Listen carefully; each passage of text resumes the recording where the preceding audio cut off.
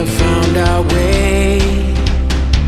It's a brand new day, and we'll be making history. Are you with me? Won't you stay? We have come so far. This is who we are. And like the rising sun, we have just begun to play our part. This is the time we form the chorus. Lift your voice for those before us. We can rely on one another. Feel the pride, let's show our colors. We are heroes and dreamers. We are. Good morning, good afternoon, good evening, whatever time it is, wherever you are. This is Gail of Gaia, and this is Free Range, where we graze on wild ideas, and we have wonderful guests. And today, we're going to talk about pet health.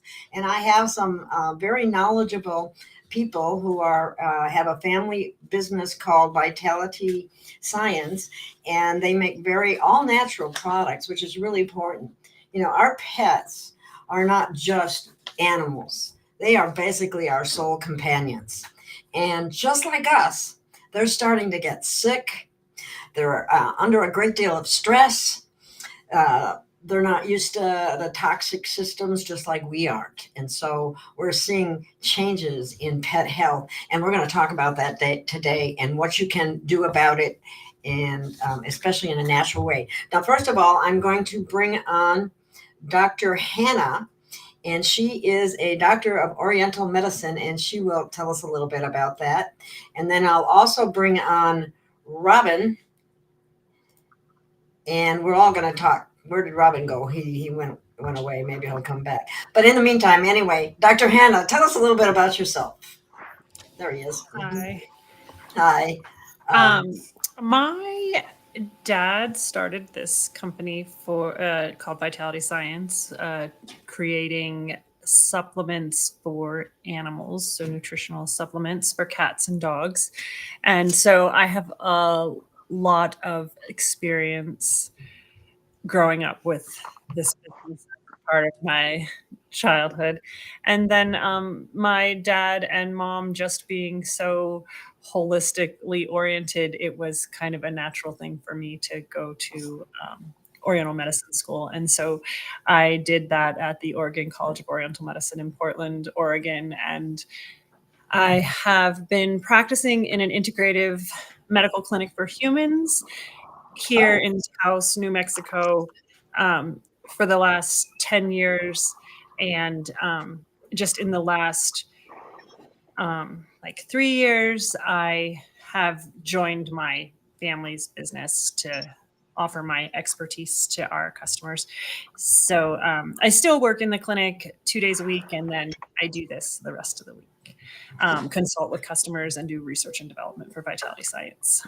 All right. So if someone calls you up or wants to go to your site or something like that, they're able to say, well, my dog or cat has this or that symptom, and you're able to, talk with them and tell them what options are available that may be of help. Is that true?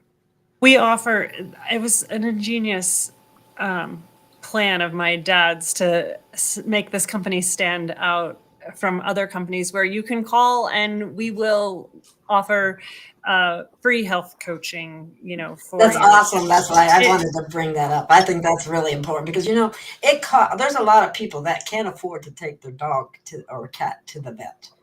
And I even looked up some prices on just an average visit. And I'm going, oh my God. Most people wouldn't be able to. Just to get a diagnosis, it's thousands of dollars. I mean, everybody who has an animal and has encountered knows this. Exactly. But you don't need these expensive diagnoses in order to use natural products most of the time. Most of the time, if you still have time, you can use the natural supplements almost as a diagnostic tool. So you start with the simplest diagnosis of say just IBS, and then if it's not working, you can we will work with you every step of the way. Like, we want to make sure it's working. And if it's not, we'll help you either through email or through our live chat. I work with people just through our live chat a lot. And then Robin does all of the phone consultations. And it's pretty unlimited. You can call us at every point as much as you need to make sure that the products are working. And so it's that is absolutely awesome. And Robin, what role do you play, or how long have you been involved? Well, I've been involved for the last 10 years. I met Steve here in Taos and started just helping out around the house with packing. And then as we got to know each other, our interests aligned a lot. I've been working with natural medicines for well, since I became an adult. I found it very useful and was passionate in learning about as much as I could. But my family was about as far from that interest as could be. So I've learned a lot with Steve over the last 10 years, and hands-on learning. Yeah, hands-on learning. Yeah, I didn't want to go to Bastyr and become a naturopath, and all of this wasn't. It didn't really make sense to me at the time, and just working in this little family business environment and learning hands-on, and then getting involved with the phone calls, and that's where my strength was, is communicating about these different uses and troubleshooting. And that's what I've been doing for 5 years now, just talking on the phone with people about these medicines. So, and you've been in business for how long now? 20 years. 20 years, yeah. Wow. And a family business. And thank goodness your business survived during the scamdemic. Anyway, but I don't know if we want to go into that area, but let's look at some of the problems that animals have with these. Is this true, or is there some in particular that are more common than others? We have stomach issues, skin conditions. I think I have a dog with that. Pain conditions, ear infections, eye conditions. Are those typical? Well, in the first decade and a half, maybe the first 15 years, my dad was doing this. When Robin said he was working with Steve, he was referring to my dad, Stephen Becker, who is the founder of Vitality Science. And it was all diarrhea and vomiting in cats, and in cats mostly. And so that would go along with the stomach issues. And we still do see that, but what has exploded since COVID is cancer. Oh, right.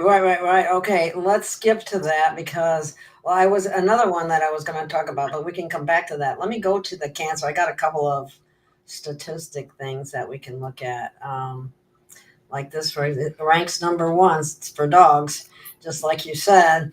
And I had found that it was like 1 in 4 dogs will develop cancer, and almost half of all dogs over 10 will face a cancer diagnosis.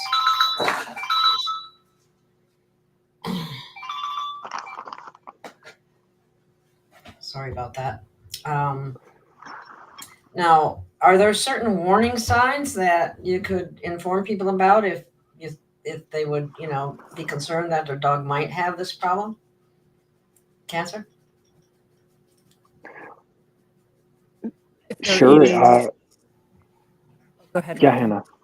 Oh, no, I was going to say a warning sign would be feeding them just kibble, any sort of kibble, even if it's the highest quality. But these processed foods, if you're taking them to the vet and giving them a lot of chemical dewormers or a lot of medications, if you're vaccinating them, those are high risk factors. Isn't it interesting? Kind of the same risk factors for people. Yeah. Mm-hmm. I mean, processed foods. And I heard somebody was telling me, I didn't see it myself, but somebody was telling me about a video, maybe it was on the History Channel or something like that. And they were talking about how most dog food is made, and it's cooked to death, and it's probably has very little nutrition left in it from what I was told. Would you agree with that, Hannah? I wanted to give Robin a chance to talk too. It is very little nutrition, if not straight up toxic. Wow. Okay. And you guys don't sell dog food, correct? No. No, we don't. We have a lot of recommendations on home cooking, and there's a lot of good brands out there making raw food, and that's like frozen. It looks like kibble, and then there's a lot of these toppers where you partially cook maybe the protein, chicken or turkey or beef, and then you add a topper with herbs and other supplements on top of it. And then there's our products that are more particular, depending on conditions or your goals. So we do a lot of consulting about food, and we have a food guides, and that's we don't sell food though. Okay. Well, that's awesome because people don't know what to feed their dog. Sometimes I feel that way about my own dog because I don't want to feed her the regular dog food and she doesn't even like it either. But it's kind of funny because I used to tell people, well, don't feed your dog people food, stick to the dog food. Right. Okay, really. Mm-hmm. That doesn't seem to be that great of advice, does it? No. Well, I also I asked Robin what was one of your flagship products and one of your most used products, and it was one of these products. Is that correct? How do you say that anyway? Celoquip? Right. Celoquip, yeah. Okay. And don't you think so, Hannah? That's the most popular thing right now. Yes. Yeah. It's kind of the kitchen sink approach of the fanciest things we could find that dogs will eat. So. Well, sometimes they tell us that people and dogs or people and cats, they have different needs. Dr. Hannah, how different are their needs? Are they really that different? Is what I'm getting at. Not that different.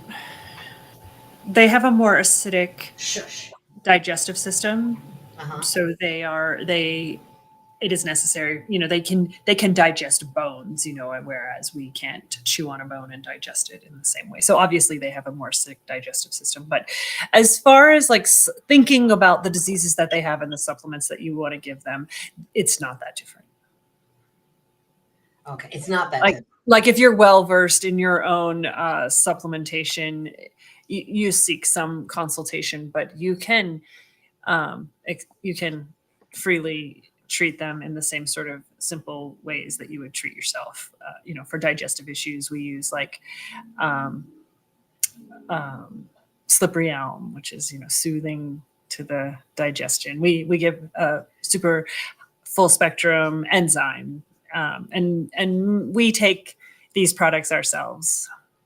They're really high quality, potent, human grade supplements. So I know Robin is very experimental with the supplements. I can't do Celoquip because it's got the beef liver flavor. It's too potent for me. But yeah. I have had my family make me up a jar without the beef liver in it. I need that capsule for flavor purposes. But otherwise, I can't stand liver either. I know. Robin will just drink it. But it's really strange, yeah. Maybe it's like an acquired taste. I never liked pate or any beef liver at all, honestly. I had to get used to it.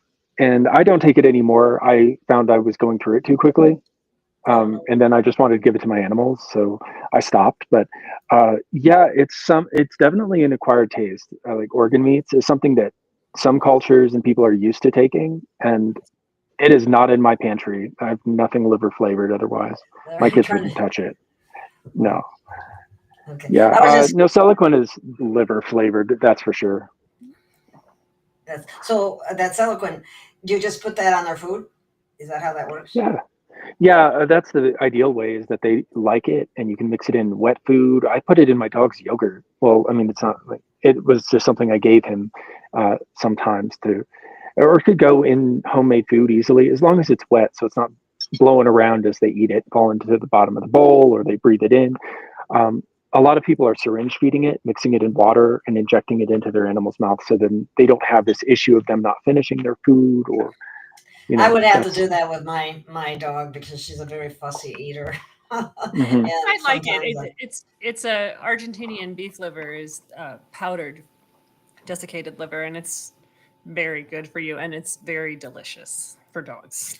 for dogs. Yeah, thank you for adding that. I just put up the average cost of some of the things for pet care, and they're really, I'm going to enlarge this for a minute. We'll go off. You can see how much this could cost and why it would be so much better to, find other ways of preventing things for your dog. So anyway, Yeah, that's important. I think a lot of the anti-cancer care, it's better if it's prophylactic in that you ideally have uh, anti-inflammatory ingredients or antioxidant ingredients and less irritating foods so that hopefully you don't have to run into this. Dogs' metabolism and cats' metabolisms are so much faster than humans. So if mutations occur and they become like a malignant situation, you have a lot less time than a human would, and they won't tell you that they feel bad or feel something in their chest or something like that. So it's kind of if you can have some sort of prophylactic care, that's that's often better. Just in right. how things have Really been, good point. we have so many we have so many cancer consultations now. It's like almost all of our business. Wow. Yeah. Wow. And they say, So like you cat, said, what are some warning signs? It's like they have no warning sign. It's like he felt bad, and then it's like emergency situation 1 week later, and Yeah. you hear it all the time. It progresses so quickly. There's no warning, and the beauty of this Celoquip is that there are different ways to treat cancer, and a lot of the cancer treatment strategies are toxic and or pro-oxidant kind of in like order to. chemotherapy. Yes. Yes. And this is an antioxidant formula. So there is a debate of like whether to go pro-oxidant or antioxidant, but the beauty is that it does work if you're in a full-blown cancer, and it also works preventatively. And it's really good for just elderly animals, just to treat old age. They're getting tired, and it strengthens their immune system, and it's good for wound healing, and it's broadly applicable and yet effective even in full-blown cases. That's right. Okay. I have a comment in the chat that I'd like you to respond to, Hannah, if you would. Teresa is a follower on the show quite a bit, and she always has interesting comments. And she said, "We just started Farmer's Dog. Our girl dog has bad skin allergies. I think that's what I got going on with my dog right now, my female dog as well. And she says, I also been seeing after rabies vax tumors appearing on hounding and other dogs I know too.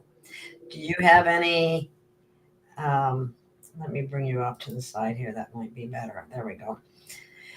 Do you have any thing to say about that? Have you noticed anything? Or It's good that they started Farmer's Dog to get a good healthy diet, and right. then the skin allergies. Yeah,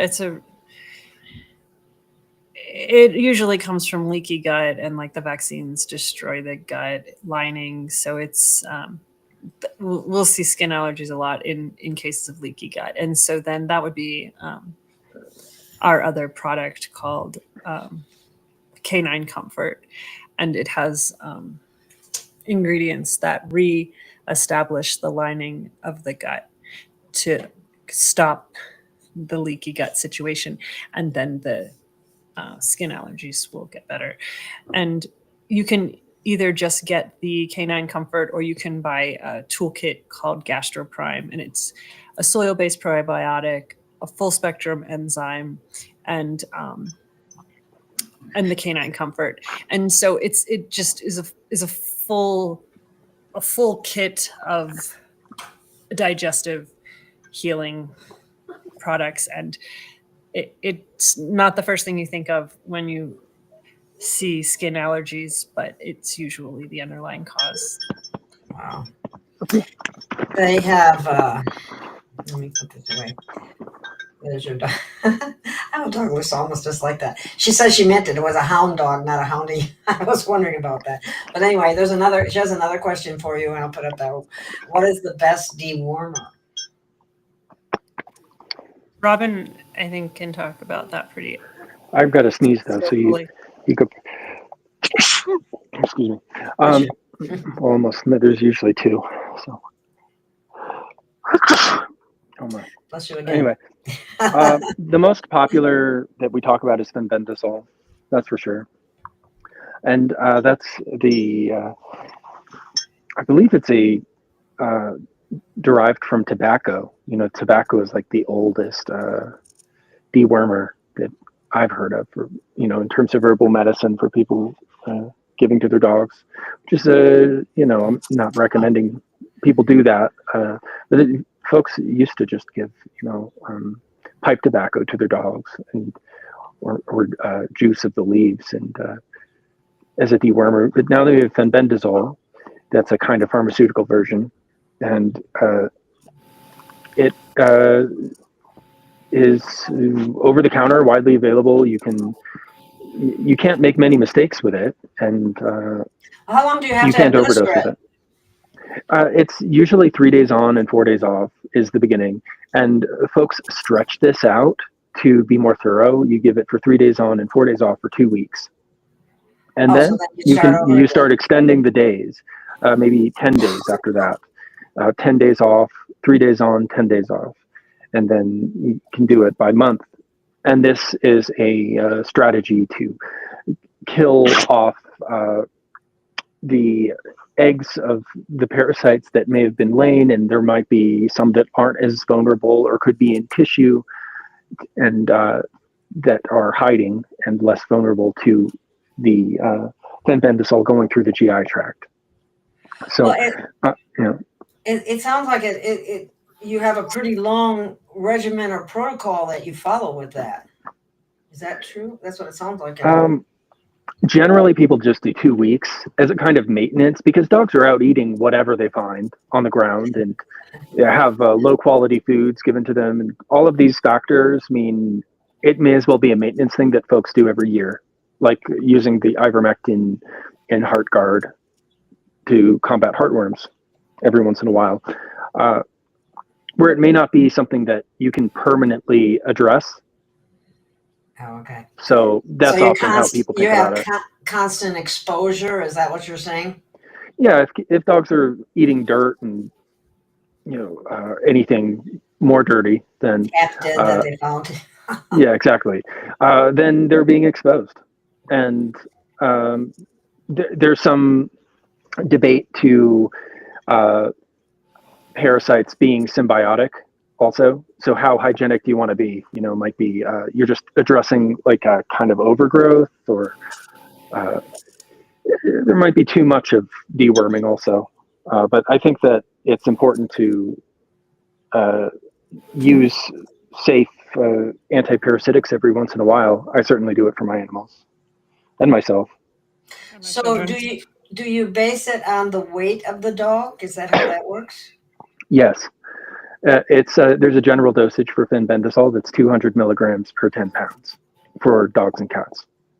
Goats and horses. So they use the horse if you Right. use the horse face. Yeah, they don't use that for dogs so much. It's hard to measure if a dog is under 50 pounds. It's impractical.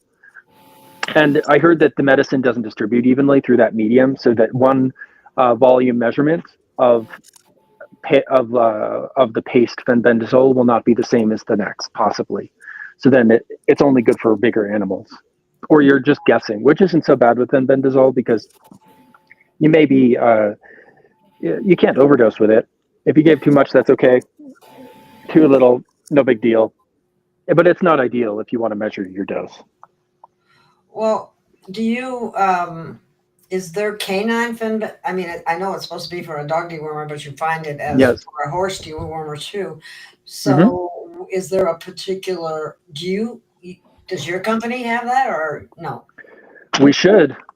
I mean, it's like a quarter of our conversations are about it. We should sell it. But we haven't right now. We don't have it. And Is there a particular brand you would suggest to people? It depends how quickly you want it. If you want it today, you can go to Tractor Supply and get it as Panicure or Safeguard, which are acceptable brands. They've been making it since the 60s, and it's very cheap. Yeah, for dogs and for goats are the types that are most popular, just because the dog one is pre-measured in 10, 20, or 40-pound increments. And oh, okay. Yeah, so you can mix and match depending on what you need. Tractor Supply, you said? Yeah, that's right. Oh, all right. That's good to know. I've had the horse paste. I didn't know they had the dog kind. But. Yeah, the dog one is easy, but it's more expensive. It's much more expensive than some of the other forms. And that's because it's retailed in these little bag sachets that they pre-measure it and nickel and dime you that way. The goat one is a lot cheaper, and that's a liquid. It's pretty much flavorless.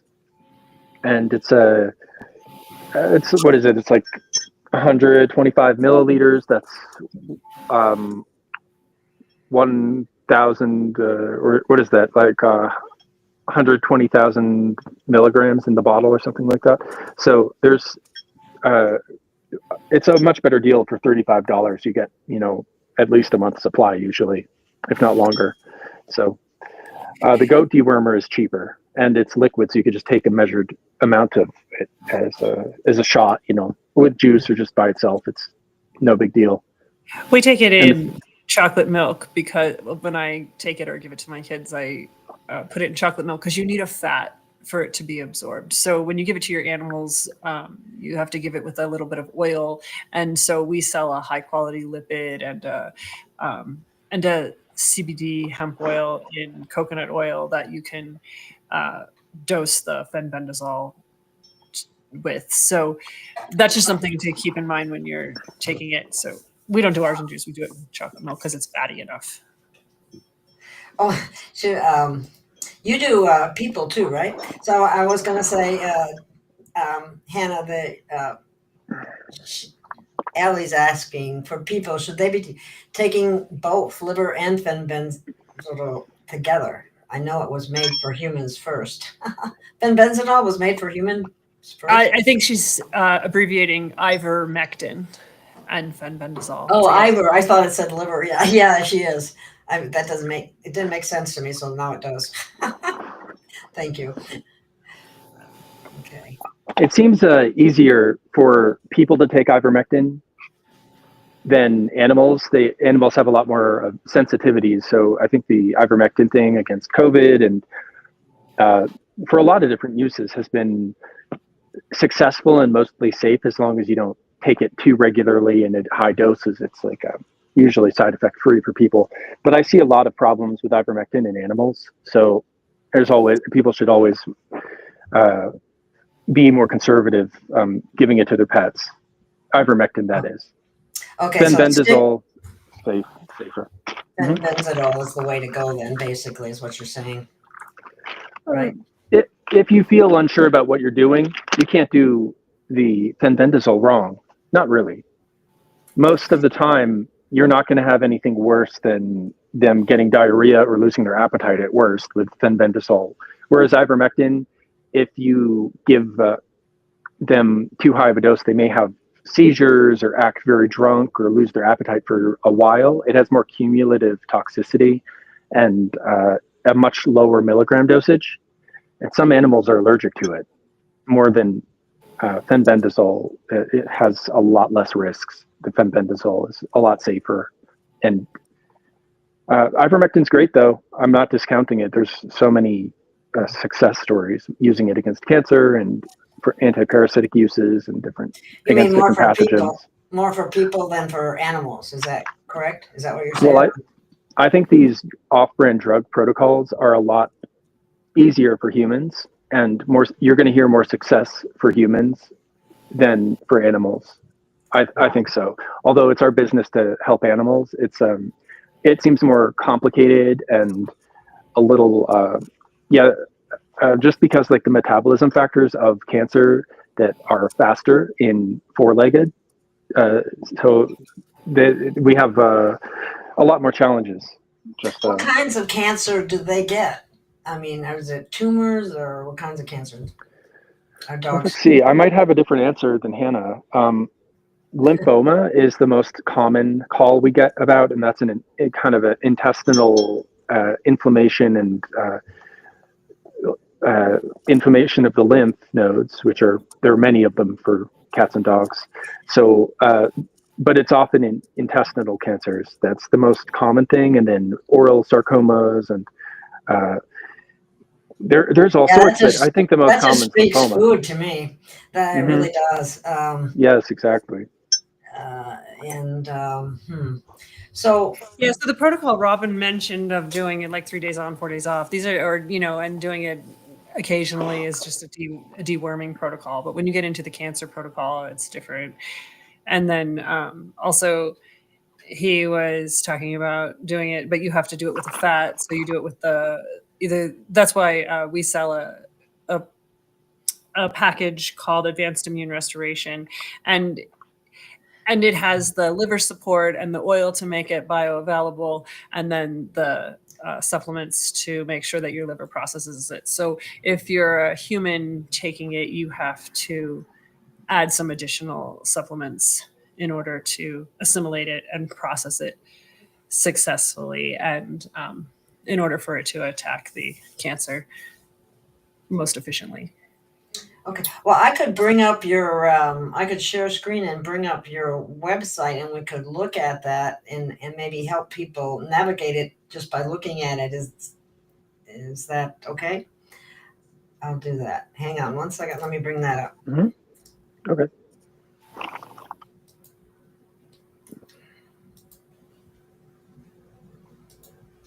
There we go. Oh, I happen to have it on the digestion and stomach.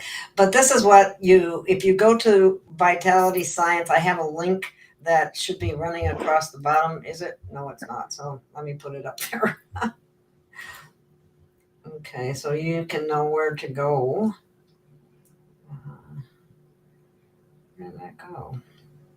There it is. Okay, there's Vitality Science, and there's a link that I have. And so let me go back to this page, and if you go to the shop, this is what I like about your website, shop by condition. So, oops, where'd it go? I guess I got to pick a condition. Yeah. It's giving me a hard time. This is another problem. We can talk about this briefly. Either the toxic poisoning, stress, and okay. I wish it wouldn't do that. I want to go over here to stress and anxiety. How much does that affect animals? Because cats will have all kinds, like I'll hear about bladder issues that are like diagnosed by the vet as a stress condition, like UTIs, and are purely from stress. And then, there'll be dogs that will experience stress too. You can tell it just in their anxiety, or even in some of their conditions. It's like, well, the underlying reason is stress. And the soothing solution can help symptomatically, like you can give it as needed. And then we call it hemp oil for compliance reasons, but it's a high quality organic CBD. And I used to not want to like sedate my animal, I felt, or myself or my children, I thought that it was a sedative, but I actually think that it is nutritive to the nervous system. I think it's something that we need, and it is tonifying to our nervous system. Like they may have a endocannabinoid system like humans do. Yes, they do. Ah, okay, that's interesting. So this, And it's anti-cancer, anti-inflammatory. It's got so many benefits. It's a nutritional supplement you can take. And I take this brand. I take ours, and I give it to my kids because it's the highest quality you can get. It's very concentrated. Also, it doesn't have anything weird in it, so you don't have to take much. And so basically, you're saying your products can be taken by humans as well as animals. yeah, they can, of course, because they're very clean. That's And Most we of our wouldn't- ingredients are organic and as high grade as they could be found. So, yeah, we often take our own supplements. It's kind of like a benefit of working here. And it's like, awesome. but it's a interesting field, animal nutritional supplements, because there is no category for animal supplements. There's either feed or pharmaceuticals. So we're in this gray area, and it's really an interesting place to be because you have a lot more freedom. All of our supplements are sourced from well-researched, reputable companies, but then we're able to do so much more than a regular supplement company because we're not bound by restrictions. So, well, see, one of the things I notice here too, advanced immune restoration for cats, for dogs, and there's two of them for cats. Now the second one is gold. What is the difference there? Just out of curiosity. Should I take that one? go ahead. Yeah. So the Gold Protocol has very few differences.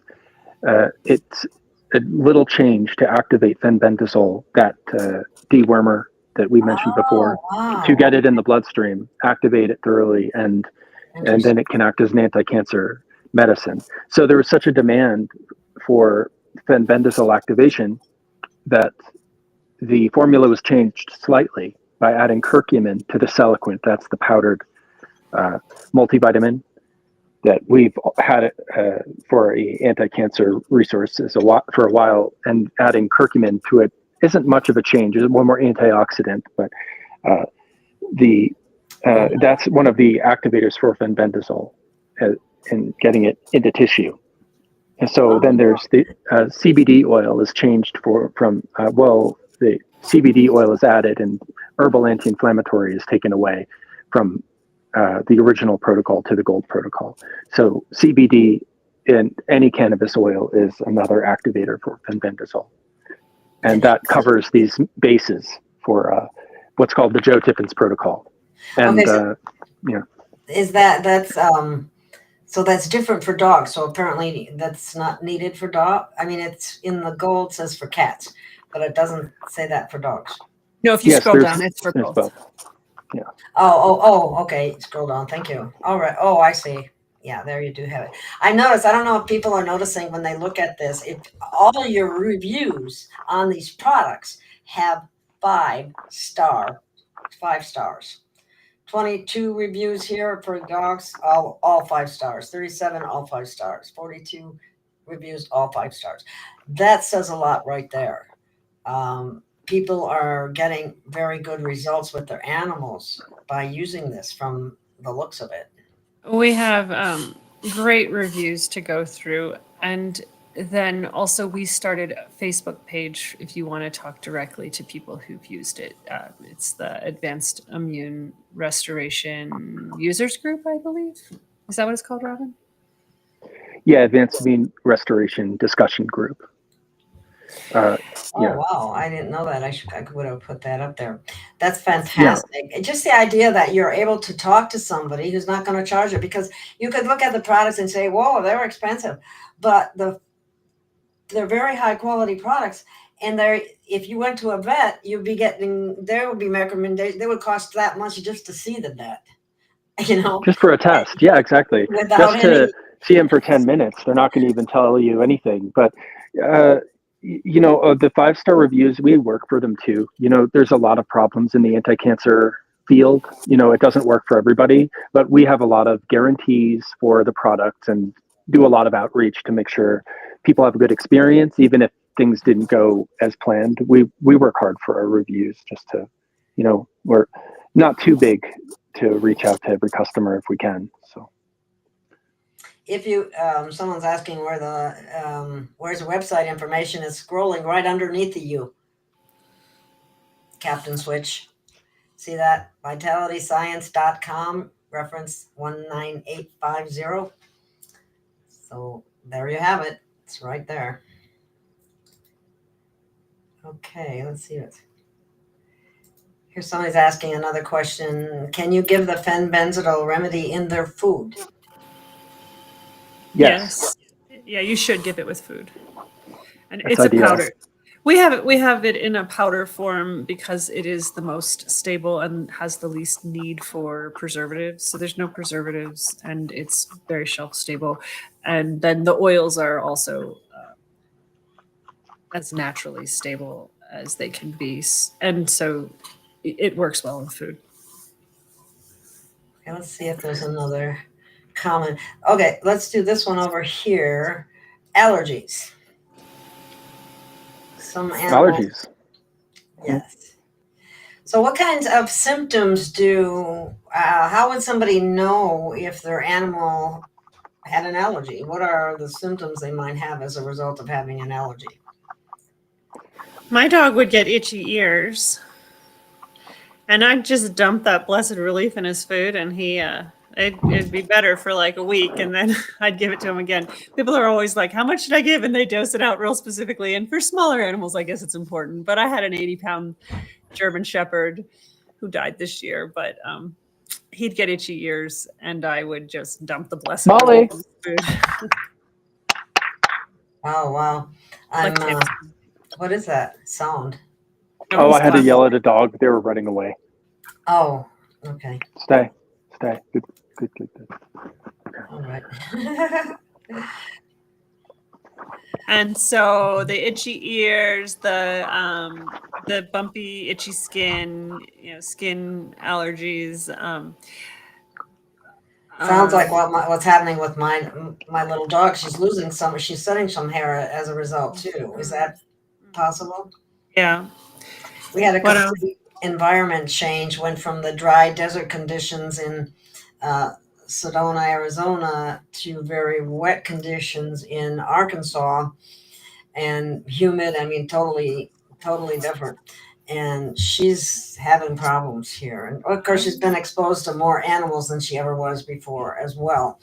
But I've been very concerned because she's doing the itching thing and she's doing the, I think she's got a skin condition. It almost looks flaky underneath her hair. And it's itchy enough that she's lost some what that people kind of refer to as hot spots. Yeah, and so that's what that's one product that we don't actually make. Is it called Pet Vet, Robin? It's just a colloidal silver gel, and that's for the hot spots. And so we put together this little package. That's another beautiful, brilliant thing that my father put together, if I do say so, was the protocols. So it makes it easy to diagnose. If we have a cancer protocol, we have a digestive protocol, we have an allergy protocol, and then you just kind of buy the protocol and you don't have to think about it too much. So this one has the colloidal silver gel for the hot spots, and then the soil-based probiotic and the blessed relief, which is it's soothing and has guiding herbs to the skin and lungs. Awesome. Looks like I might need to get some of that. Yeah. Before she loses too much hair. I mean, it's been very concerning, and I was at a loss as to what to do. I did give her some fenbendazole, but I didn't have an actual protocol to follow, so I don't think I actually got it taken care of by you use that link down there, you get 10% off. I think I will do that. Yeah, I found just changing foods sometimes reduces allergies also. You can be giving blessed relief or putting gel on hot spots, and it's something you could do for their whole life if you can't escape the allergy. Uh-huh. But I found just with one of my dogs and my cats here is getting away from poultry and dry food in general reduces digestive issues and allergies pretty immediately. What is it with poultry? I don't Because know. it's one of the more inexpensive meats, and I usually would get that from my. In Chinese medicine, chickens are wind animals. You can kind of see the way they move is very windy, and so it can be bad for allergies because allergies is a wind condition, and so I guess it's just too much wind. That's the Chinese medicine explanation. And then also Okay. there can be a lot of toxins. So like if you are feeding just raw chicken to, well, I mean, any processed I don't food do is going to be raw, too but yeah. fatty, but if you're buying a chicken, sometimes they can tolerate chicken if you buy the whole meat, cut off all the fat and skin, because that's where the toxins are stored. So, Oh yeah, it is. Okay. but the processed Makes food sense. isn't gonna, it's too fatty. They've got all the fat and skin in there. So if you just buy a chicken, cut off all the fat and skin and give them like the clean meat, then this is like for a cat because turkey is, there's a, Yeah, turkey. Teresa just said turkey too. Turkey's not as hot. It's a little cooler, so temperature wise, so it is preferable. But like Robin might have more experience with like all birds. Some people say all birds. You kind of have to do a trial and error with your animal. I don't think so. I think chicken's the worst. I've been experimenting with this new little dog I got, and I was doing home cooked meals with turkey, and her allergies went away completely, and flaky skin stopped. And then I made a batch with chicken, and it's come back partially. We were on the move yesterday, and we gave her a little dry food, and her allergies went full blown. Even though there's no chicken in there, I don't know what's in. So just the processed crap, even though it's a high quality kibble. And yeah, just from turkey to chicken, I noticed a big difference also. Wow. So yeah, that's good to know, because that's part of the problem. Why that's what I probably fed her more of. But she seemed to be tolerating it fine when I was in a different environment. But since I came here, she's not tolerating. It's either that or something else. Now, Teresa just mentioned that her girl dog has problems on the allergic to sagebrush. Now, there's a lot of things that vegetation here too, that when my dog goes outside that she's exposed to that she isn't in other places. So, that could be part of the problem too. But the chicken thing, that's very interesting. it may be the grains that they're fed and the way they process grains. If it was a bird that was raised in the wild eating bugs, it may have a different protein composition. True. So, and they eat yeah, you can see a difference too when they eat greens, or they're really truly free range. Their yolk will be a lot darker colored if they produce eggs. What about eggs for dogs? What's that? Is that? It's good. Cats are obligate carnivores, so all they need are meat and bones and organs, but dogs are scavengers. So sometimes you can be giving, if you're home cooking your meals, you can be giving them too much meat. Like they have secondary foods in the wild, which would be like ripe fruit. And when I still had my dog, still sad about it, but he just passed away. But I was really into cooking his food, and I would give him meat. I would feed chicken with all the fat and skin removed once or twice a week, and then the rest of I'd do a fasting day, and then I would feed just vegetables. He liked cooked sweet potatoes, and he liked broccoli, and so dogs need more detoxifying secondary foods. If you're feeding too much meat, they might be getting reaction just from that. I heard pumpkin was good too for dogs. Yeah. Okay. Now, what about hamburger? No, because it's going to be too fatty. You can't get a lean enough ground meat. You have to just buy whole meat and cut it up. You know, like if the animal's having problems. If they're healthy and young, maybe they'll be okay on it, but it's not good. It's too fatty. Hamburger is, no matter, even if you buy the lean kind. It's still too fatty, yeah. It's Still too fatty. any ground meat. So So if they you're buying don't, ground turkey or ground chicken, it's gonna don't be they too need a certain amount of fat? No, they're lean animals. Dogs? What are you talking about? Not dogs. as dogs are lean animals. Cats definitely are lean animals. Dogs can tolerate a little bit more. Oh, okay. I get So a lot what's- of my. I'm not an animal dietitian. I got all my information from. I'll just do a shout out. She won't give me any affiliated compensation. It's purely out of love. But she's her name is Nora Lentz, and her book is called Rotational Mono Feeding, and it's very good. Her ebook.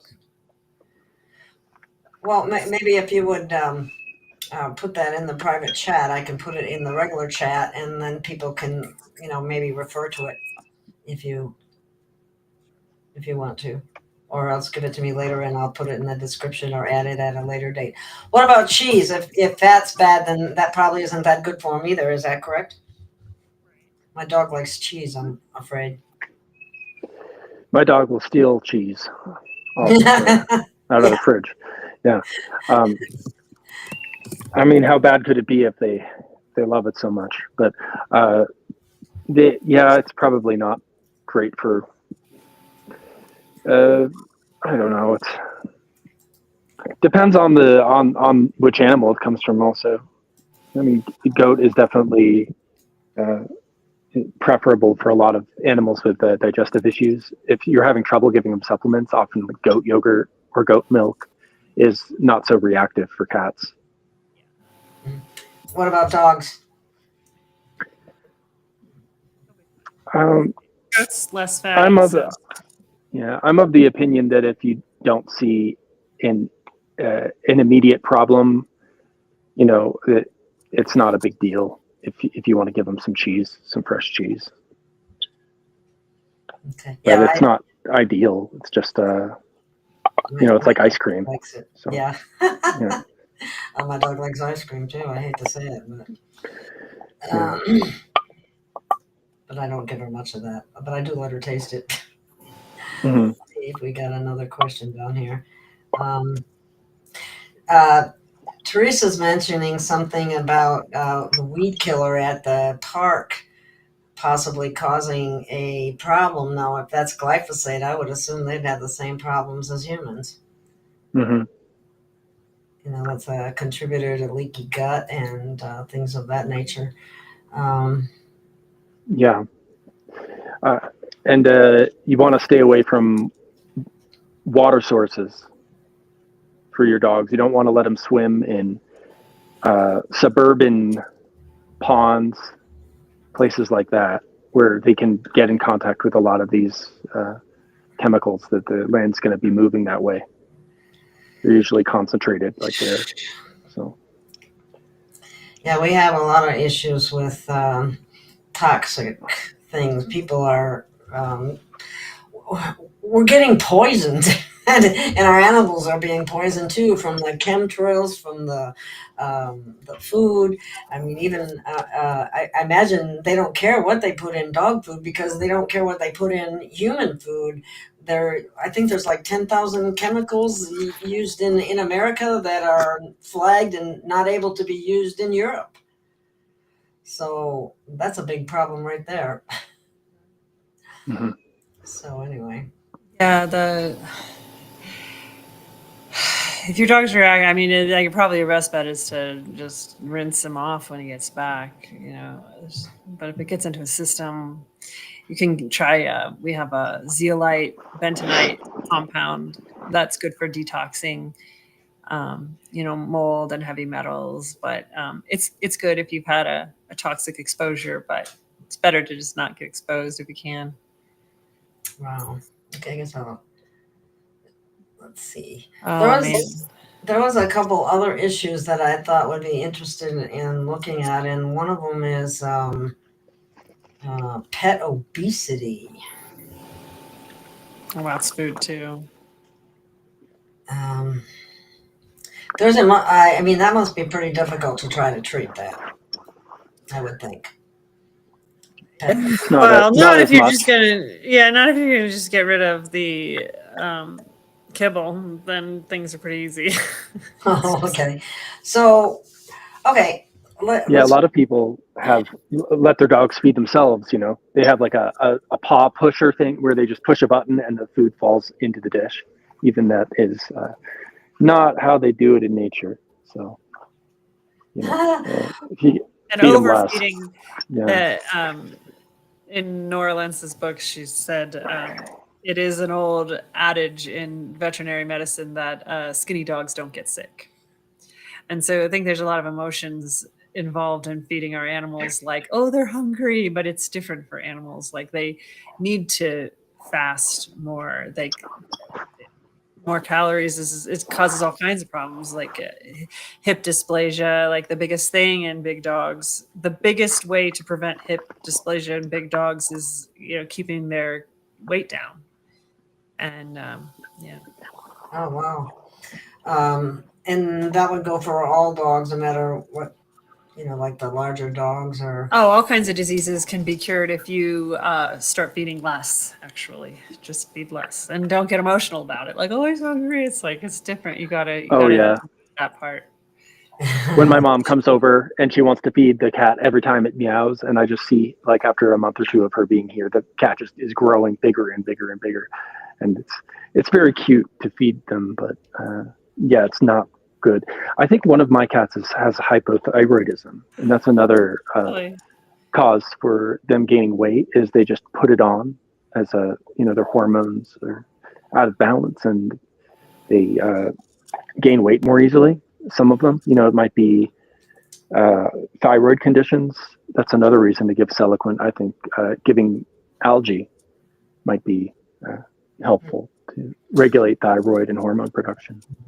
Well, I've heard that. It's interesting when we were talking about the chicken thing because we were talking to some other people about humans shouldn't be eating so much chicken either, and unfortunately, it's one of the cheaper meats to buy. But so that's part of the problem and probably why people do eat it. But I guess it's something that, and for some reason, turkey's okay. It has a different temperature and maybe In Chinese medicine, it's not as hot, so to speak. yeah. Okay. Well, conspiratory says toxins store in fat, and yes, that's very true. That's very true. That's why if people lose weight too fast, they can get sick because the toxins are released into their body. Now, I imagine that very similar things happen with the dogs and cats, I would think. Okay, we have another question here. Maybe, Hannah, you can answer this. Why would a cat get diabetes? My sister gives her cat diabetes. Why would a cat get diabetes? Well, all the carbs maybe in kibble, just excessive weight. Same as the reason a human would get diabetes. Interesting. Yeah. I mean, cats are obligate carnivores. All they need is meat, and there's so much, even in the commercial raw, they're not bad. It's just they've got all this other stuff in it. We think they need like to have a balanced diet, but they really don't need anything. They just need meat. So technically, the cat doesn't need anything but meat. But like a dog, it's mostly meat, but maybe a little They need other vegetables. Yeah. veggies are. Yeah. They need vegetables, but they don't need it. Like there are some diets, if your dog's not going to eat vegetables at all, you can feed meat, but you have to give fasting days, like for them to digest all that meat. So you don't feed them at all for a day? Is that what you're saying? Boy, I bet they don't like you very much then. My dog didn't like it when I fasted him. He looked at me like I was crazy when I fed him a big bowl of broccoli. He finally was like, fine, I'll do it. My dog, that is one weird vegetable that my dog actually likes. Oh, yeah. And she'll eat broccoli. She won't eat much of anything else. Like I can't get her to eat carrots or Oh, really? peas or anything. But Oh yeah, give them he's like eating broccoli. one day. Give them only broccoli. Like, and it's good for him. It's detoxifying, from all the meat, and it's healthy. I wonder if she'd eat it. I'll have to try that and see what happens. You're talking about it cooked too, right? It's cooked. Yeah, you gotta Yeah. cook it. Okay. Yeah. I get my dogs to eat giant salads of dandelion greens and spinach. You Yeah, they'll eat it. They'll eat any vegetables. Because I put olive oil and nutritional yeast, and marinating it. They'll eat a superfood salad with me. They're in such good health. They'll eat more salad than I will if I let them. But I want some, so you know. Wow, Uh, that's yeah, amazing. it's just I think they just want the olive oil, really, and they don't mind. I don't know what it is about. I've never seen dogs eat salad like this, but they like the way I do it. Yeah, that's interesting. I should take pictures of it. Yeah. Yeah, I haven't seen many people do that. Yeah, conspiratory says if I eat it, my dog will eat it. So if they see you eating something, then they'll eat it because you're eating it. I guess I don't know. That's kind of Haven't fascinating. got them to eat mangoes yet or bananas, but everything else. Yeah. That's I'm surprised. I have some, when we were talking about pet obesity, I got some statistics that might be interesting to people. It says in 2024, 35% of dog owners and 33% of cat owners reported their pets were overweight or obese. In 2023, these rates were 17% for dogs and 28% for cats. So in 1 year's time, 17% for dogs jumped to 35%, and 28% for cats jumped to 33%. Now, why do you think that would be? What years were these again? The obesity rates went up significantly. I would call that significant. I mean, I haven't figured it out from a statistical standpoint, but went up quite a bit from in 1 year's time, from 2023 to 2024. Hmm.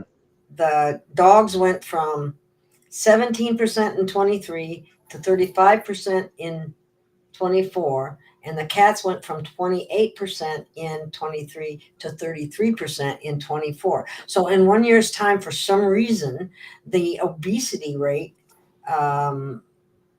went up substantially in both cats and dogs. Hmm. I know cancer rates have gone up. That might have a lot to do with it. Yeah, if it's Uh, connected.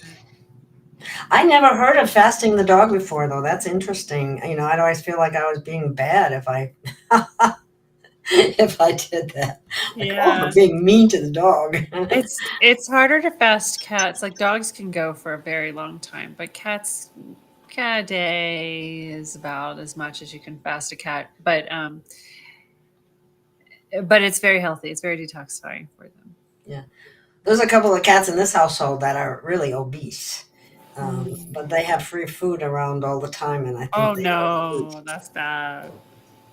Sometimes, like, yeah, diseases will be So you cured. don't believe in 24-hour feeding? I mean, having food available 24 hours.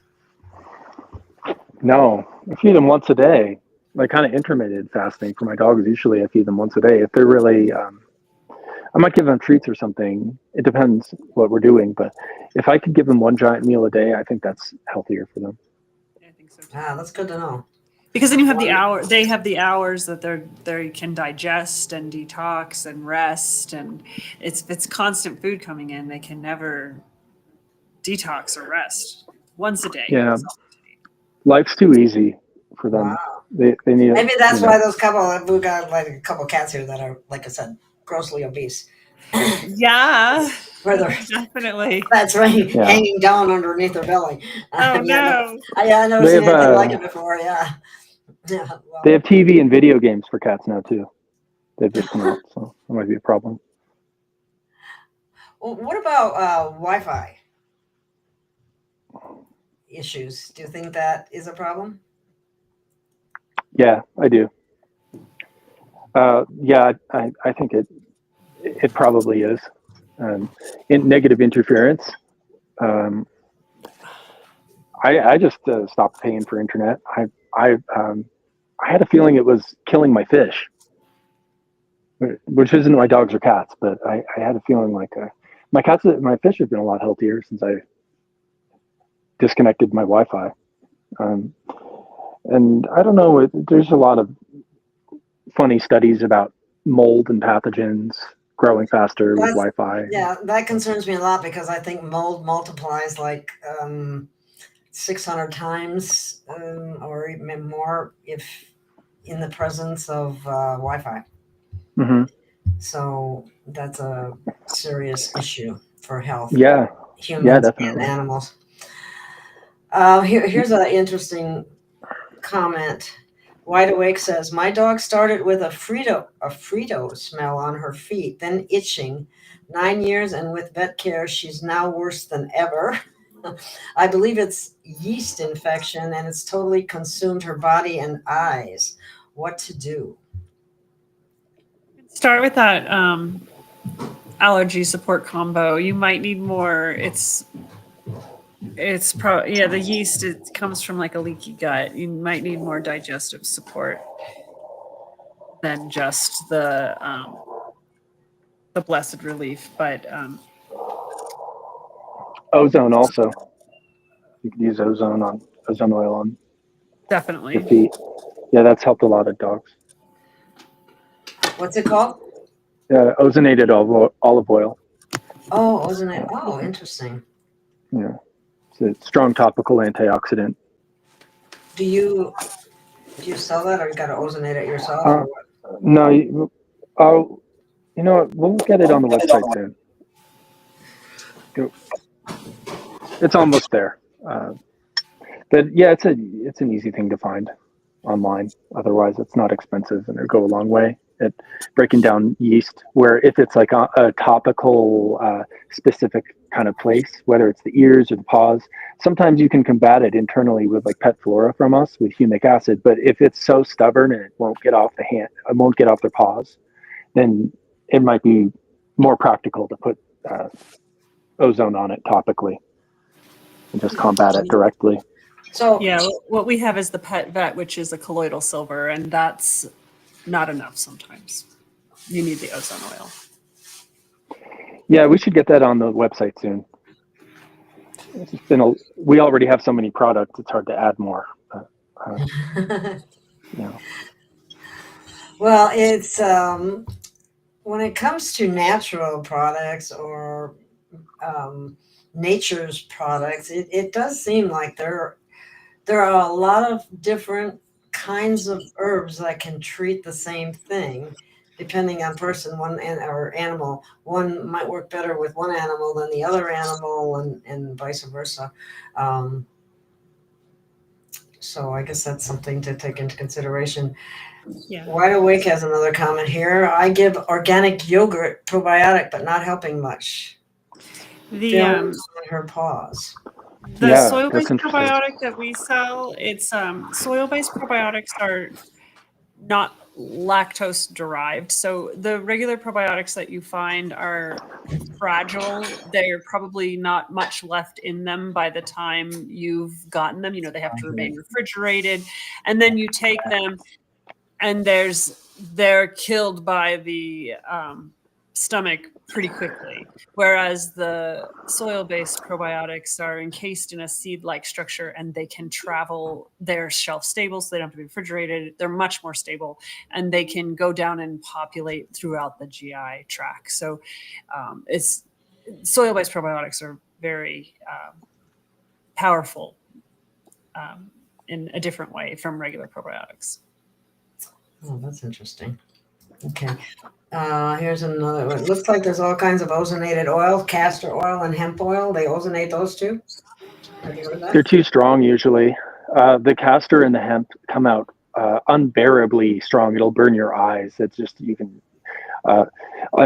they can be more irritating. They are fine also if you like that concentration. I think that the olive and coconut are a little easier on your skin, and they don't smell as rancid, I'd say.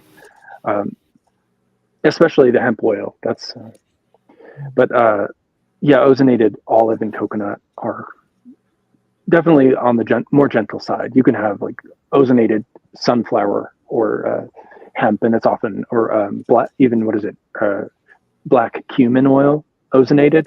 I've heard that will burn your skin. So it's just a matter of what you need it for Wow. Okay. and how often you're going to use it. Well, what's really nice is people can call you call you up if there's a particular problem, and you can discuss it with them and explain through your experience what you've known and seen and what has helped others, and probably recommend a protocol that will work for them. And we work with vets too, and we have more experience than a lot of the vets we work with because it's just such a high volume with our internet business. And so we work with the vets to help them with their patients because they don't know. They went to medical school, and so we have a pretty specific knowledge base and a lot of experience. Wow, that's awesome. That's absolutely awesome. Okay. Teresa says she makes Ruturi yogurt. I'm not familiar with that. Are you? L-rutin yogurt. Is it about yogurt? Yes. Yeah, it's LRE. I don't know how to spell it. REUTERI. Yeah, I was about to mention that. I've heard amazing things about this. It's kind of an expensive probiotic strain, and then you make your own yogurt, and it supposedly is like a superfood probiotic that can build your immune system. And I don't know, it's one of these touted cure-alls from how I heard it. I wanted to try it. I have it on my list of things to buy, but it's like $50 for the little bottle of probiotics, and then you make yogurt with it. Basically, is Wow. a more advanced way of making yogurt and getting probiotics. That is this. I can't remember. Who I have all these videos saved about it. But, Interesting. I'm gonna have to look that one up, Teresa. I'm not familiar with it. Okay. Somebody's asking, says their dog loves organic coconut oil. Is this okay for her? It's great. Yeah. It's not too much fat or anything like that. No. That's good because I put in I was putting coconut oil on the hot spots. Oh, good. Is that good? Oh, good. She says her cat licks her arms when she puts coconut oil on. That's funny. I met this family coconut farm that has the best coconut. I have to find that website. Oh, here's another comment I missed. Wide Awake said people need to be aware of carrageenan in pet food that's cancer-causing carcinogen. Yeah, Oliver, you gotta be aware so much just don't even do it. It's all bad. So bad. That's like just one of many. it was the pork byproduct. So, yeah. It's called cocoa therapy. I could put that in here, but it's a family coconut farm, family-run coconut farm by 4 sisters. My dad has 4 girls, and we all run our family business too. So I resonated with them. But coconut oil can they taught me that it can have it can be rancid. They bleach it. There's definitely a vast spectrum of quality of coconut oil, apparently. And this is, you can taste it, the high quality. I prefer the, I usually get the organic coconut oil because there is quite a difference between coconut oils. I noticed just from starting to use it myself. Yeah, right. Well, it's called cocoa therapy, and Cocoa. Oh, I'll be darned. and it's they do kind of probably what we do. They market it for pets, but it's human grade, high high quality human grade. So your products are human grade products. Yeah. That's awesome. That's awesome.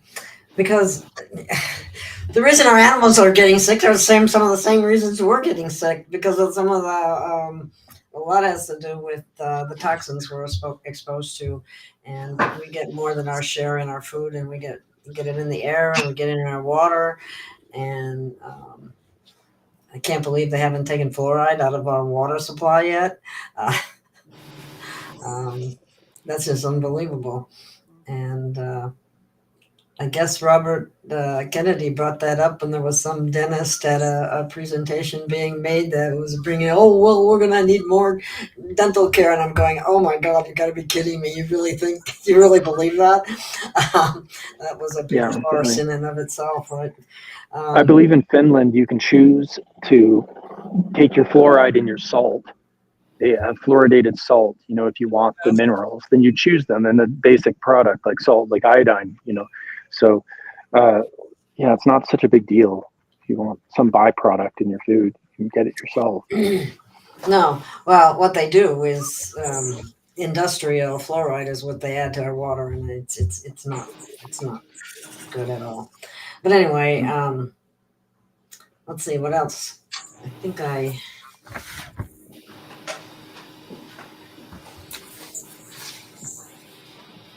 Well, all I can say is I think that you have some wonderful products.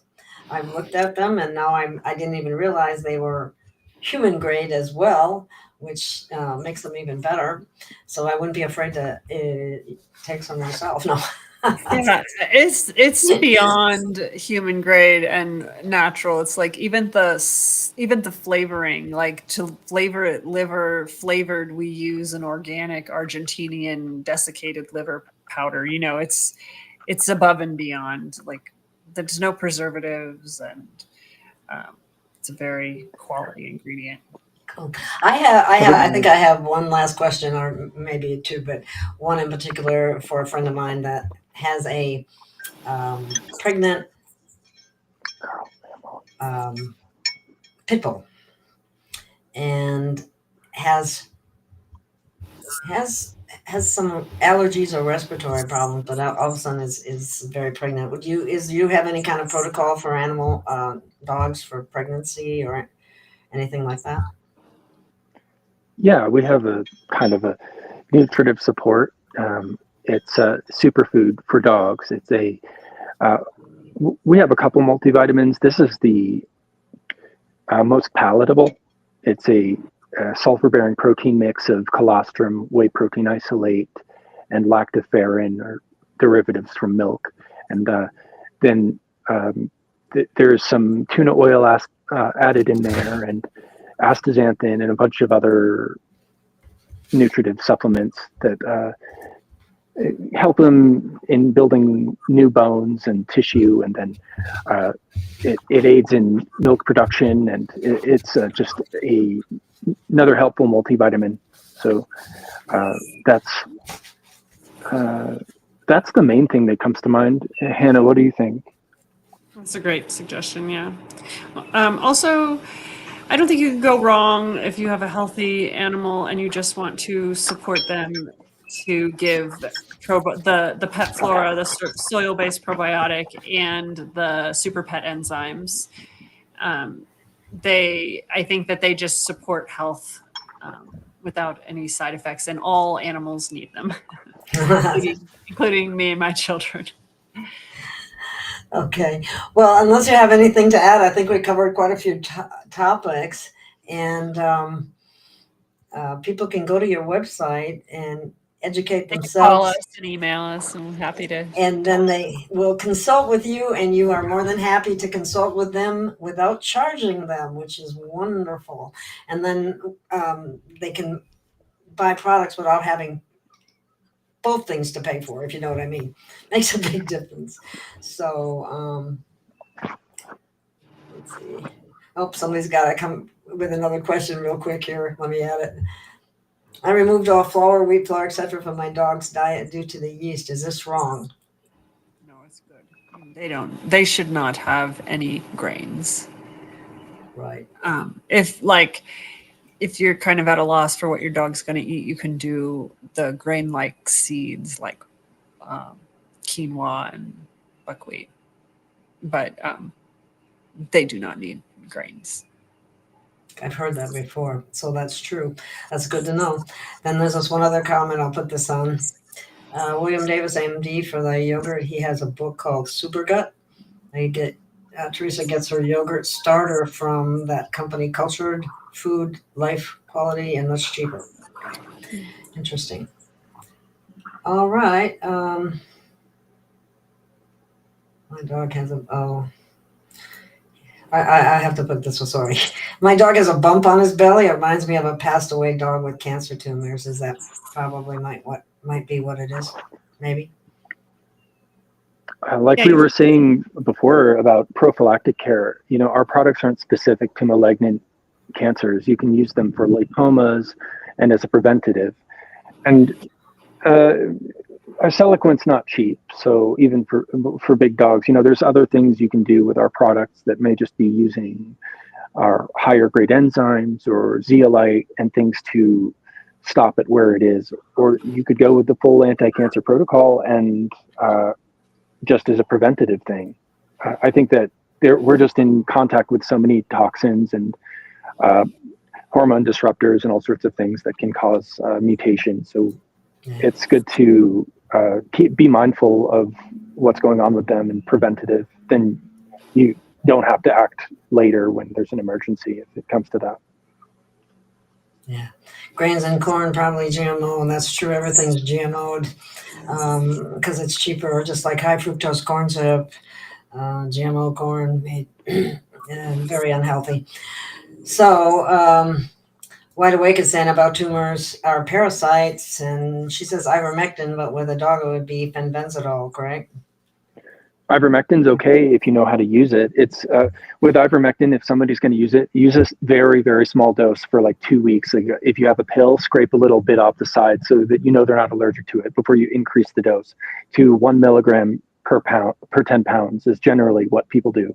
And just so that, people are more cautious with it, that's better. You can use ivermectin. A lot of people have no problem with it. So I would use it. It's just you have to be careful and mindful of those problems of your dog having nervous system disruption from it. That's I guess if you increase slowly, as with all supplements, you start with a very small amount and increase slowly to know there's no reaction. Okay.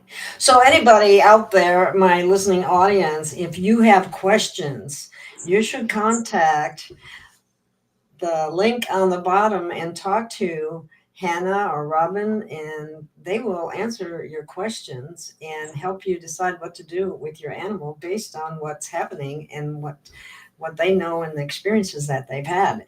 And I think that is an absolutely wonderful aspect of your business that your father created. You must be very proud of him for that, and you're continuing it. So that's a wonderful thing. I love small family businesses, and I am more than happy to promote them. And I'm so happy you made it through the COVID debacle. Oh my goodness, that put a lot of people right out of business. And so I'm glad you guys are still there. And I think it's because we're so small, we were able to weather it. That's awesome. Yeah. Well, and this is for the ones who can't speak for themselves, but they always feel, and that's your animals. So thank you so much, Hannah, and thank you, Robin. Thank you, Gail. It was a pleasure. Yeah, my pleasure. It's great. Thank you. Thank you, listening audience, and we'll see you again soon. So let me thank you again. Oh, yeah.